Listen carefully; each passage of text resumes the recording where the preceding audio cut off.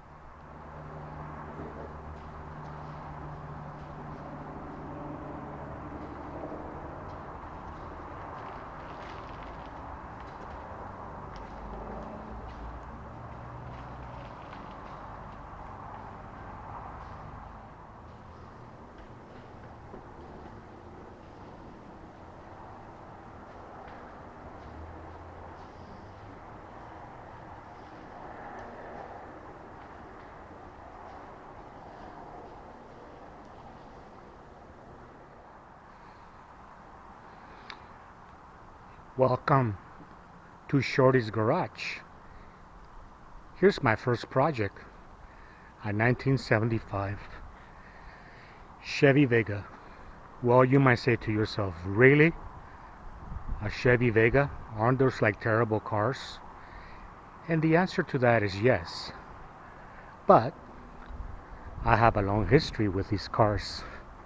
My parents bought a 1974 Vega back in 1973, and that was the first car they ever bought, and that was our family car.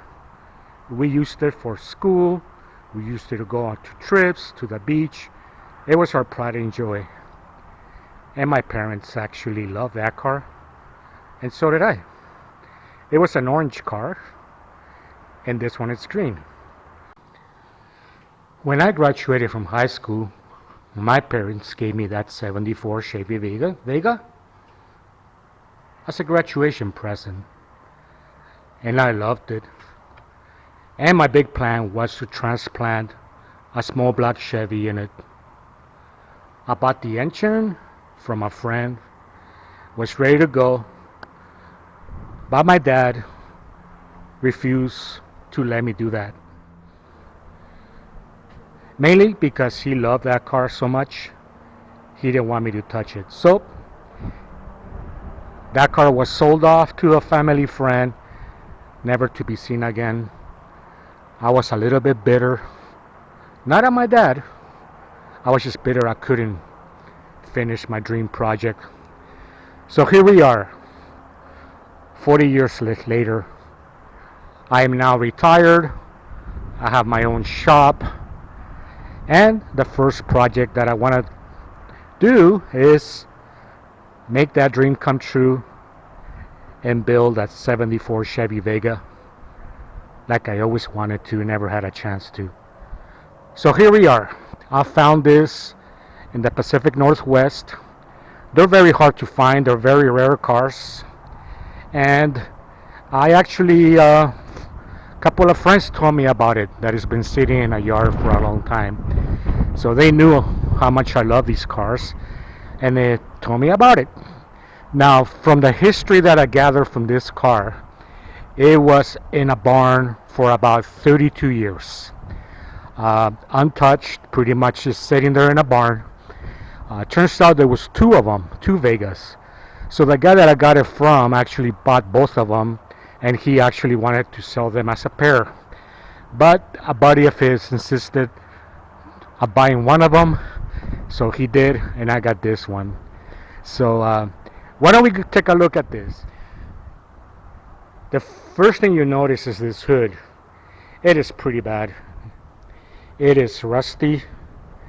It is, I don't think I could save this one. So I'm trying to find a new replacement, whether fiberglass or see if I could find one out there. So that's a big hurdle. But I'll figure it out. Up here, the roof, as you can see, it has surface rust. I already have done some work on this. The paint was peeling and chipping, as you can see here. But I put some elbow grease and I was able to get this down to rust. It's only surface rust. I think there's a pinhole there, so I'm gonna have to address that. But I'm planning on getting this down to the bare metal, taking care of it, and getting the roof back in shape. As you can see, the rest of the body, it's not bad. I think from being in a barn for 32 years actually helped the body not be as rusty. There's another rust spot right here. This is actually how the roof was. As you can see, still peeling. And here. But I intend to cut this out and fix this. The interior, as you can see, still pretty good in the back. The front, I don't know what happened here. Typical 1970s thing. It looks like somebody took an old couch fabric or some curtains and decided to use that as upholstery. Now let's take a look at the engine compartment. You ready? What we have here, it's an original 4-cylinder Chevy Vega motor. It is in rough shape. I'm not going to do anything with this. Even if it was in good shape, I will get rid of it. I mean, the carburetor is loose, timing belt is broken.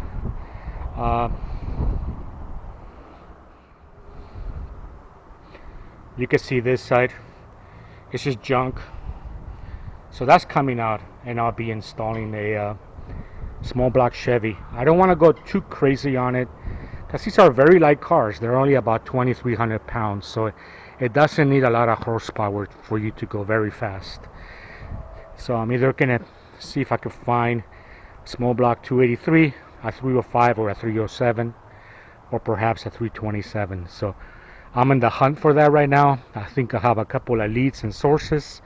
So the first item on my list for this little car is to pull this engine out, radiator, clean the mess, paint the engine compartment, and then pulling it out and working on a small block.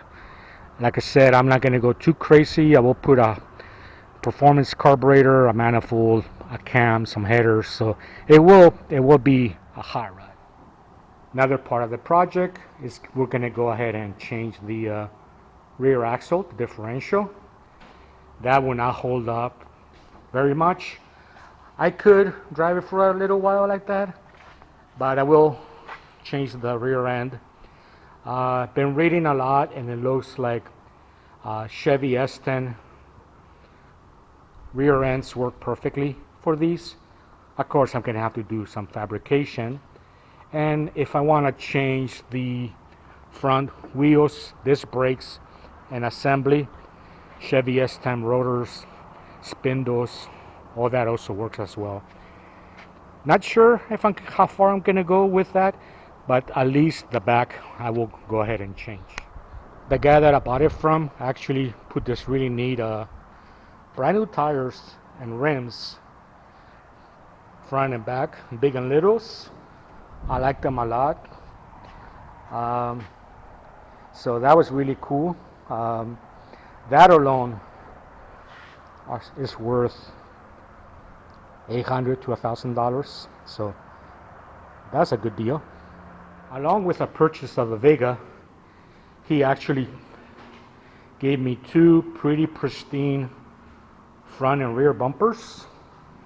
Now what I like about these are exactly like the ones that I had on my original Vega, and I like them a lot more than what's currently on the car. So what do you guys think? I think I'm leaning towards the original ones. The difference is these guys don't have the rubber, the black rubber in front of the bumpers. like this. These two have the front rubber on the bumpers. Kind of like them better. Tell me what you guys think. Along with a sale, he gave me a pair of brand new snow tires, the original rims. So that was kind of cool. When winter comes, I think I may put this on the car and have some fun, maybe do some donuts. Like I said, the interior, as bad as it looks, it is actually in fairly decent shape. There's no holes on the floor. I gotta get rid of this carpet. I did clean some of the panels. They're still pretty filthy, but sitting in a barn for 32 years, what else do you expect? Now, it has a 4-speed transmission, which is really cool. I don't know about too much about the manual transmissions on Vegas. My old 74 had an automatic transmission, and that's the direction I was thinking of going to, but I'm gonna go ahead and do a little bit of research, and from what I read, this 4-speed transmission in the Vega should be okay, as long as I don't abuse it too much. Let's check out the trunk, shall we?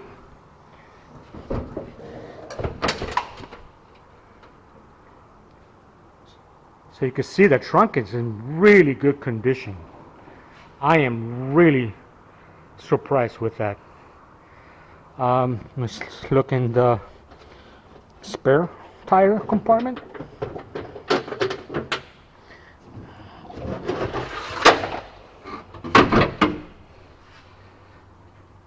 There's another tire, which is good. The original jack, for all that's worth. But look at this. No rust at all on the floors. I looked under the tire and that's true there too, no rust. I don't want to do it now, but yeah, I am pretty happy about my purchase. So here we go. I think this is where I will leave it today. Thanks for joining me. Remember to like and subscribe, and make sure to comment. Bye.